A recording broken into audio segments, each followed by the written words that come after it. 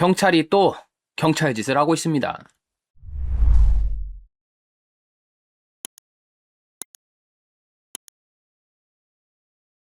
자, 오늘 살펴볼 아주 따끈따끈한 소식.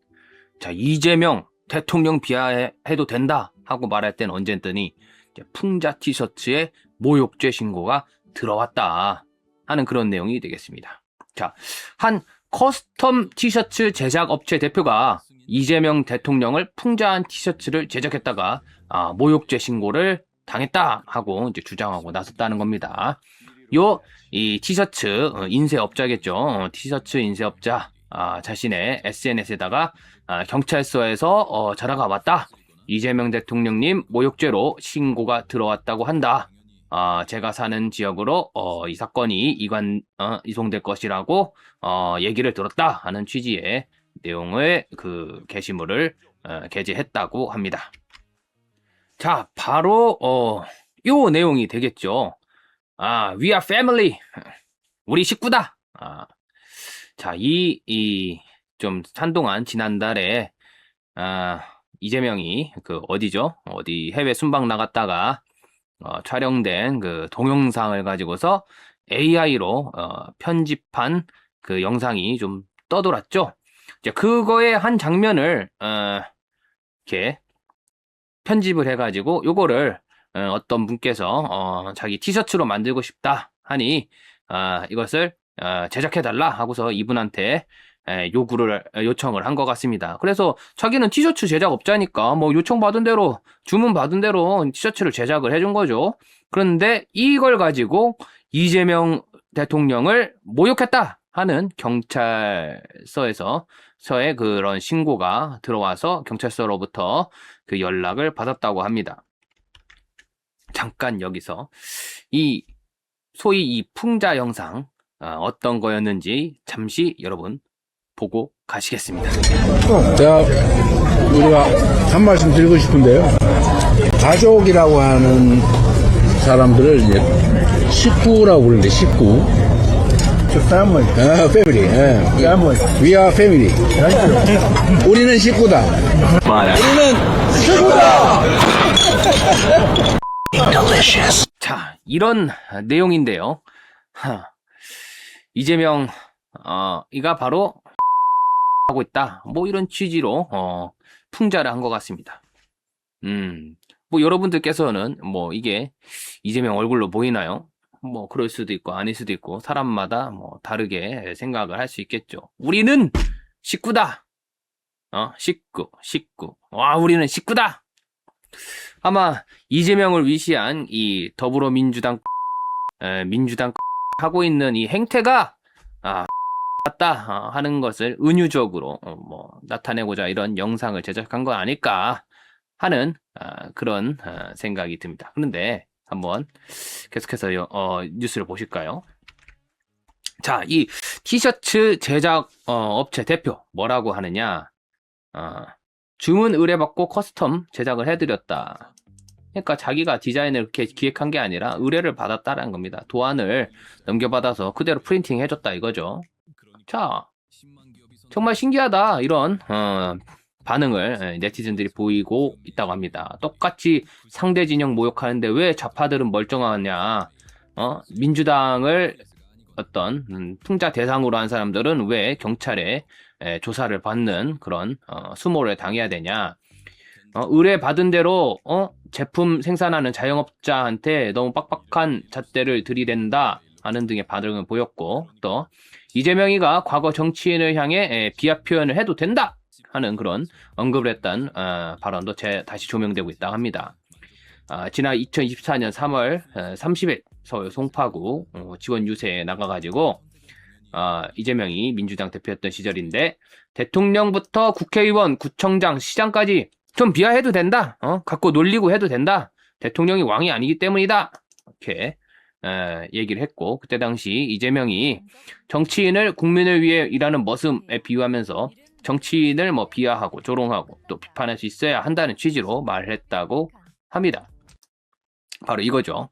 자기가 왕인 줄 아는 사람이 있다. 뭐 누구를 겨냥했을까요? 윤석열 대통령을 겨냥한 거 아닐까요? 그래서 대통령은 좀 비하를 해도 된다.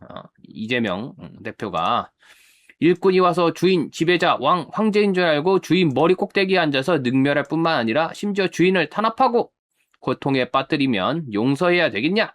하면서 윤석열 대통령을 겨냥해서 정권 심판론을 강조했다라는 겁니다. 그래서 대통령 좀 비하하고 모욕하고 조롱해도 그 상관없다. 왜? 대통령은 국민이 뽑은 머슴이지 왕, 황제 뭐 이런 사람이 아니기 때문이다 하는 취지인 거죠. 자, 그런데 여기서 이제 살펴볼 것이 있죠. 이 모욕죄라는 것이 형법에서 어떻게 규정이 되어 있나?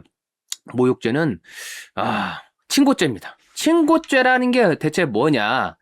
그 피해를 주장하는 사람의 고소가 있어야지 한다는 겁니다. 근데 제가 생각을 했을 때 이 재명이 형 아무리 그래도 이 정도의 어떤 풍자, 조롱 뭐 이렇게 대상이 됐다고 해서 이 사람을 직접 고소를 했을 것 같지가 않고요.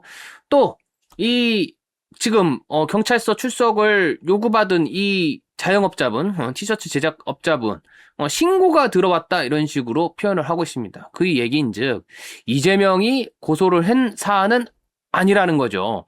그렇다면 어떻습니까?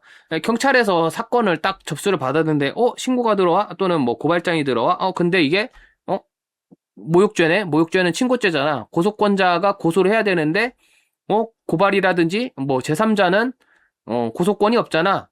그러면은 이건 어떻습니까? 이 신고 대상이 된 이 자영업자분 조사를 해야 되겠습니까?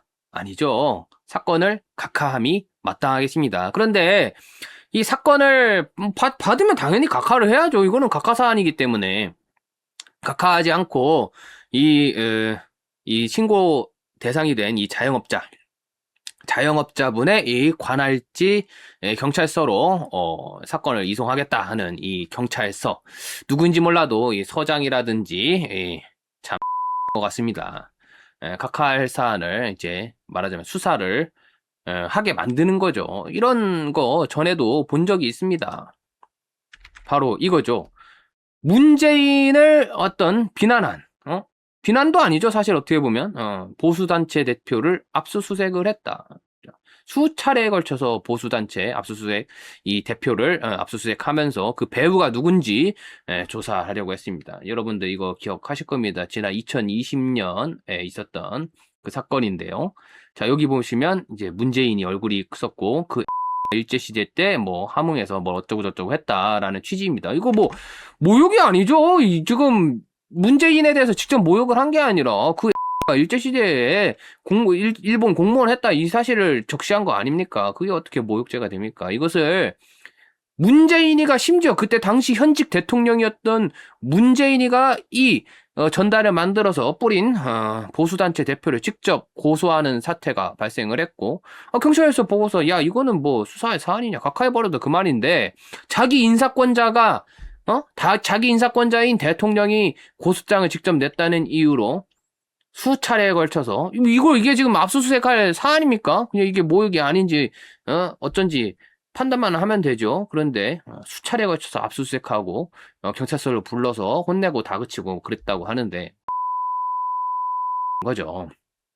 이런 식으로 경찰이 자기 인사권자한테 얼마나 잘 보이고 싶은지 뭐 이렇게 별 아양을 떠는 것을 우리는 이제까지 역사를 통해서 목도해 왔습니다.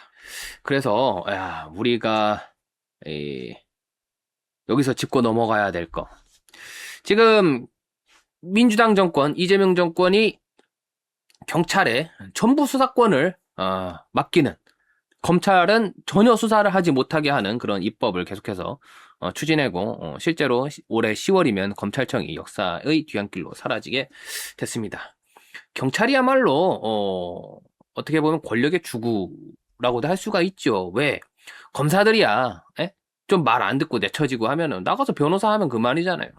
그런데 경찰관들은 어떻습니까?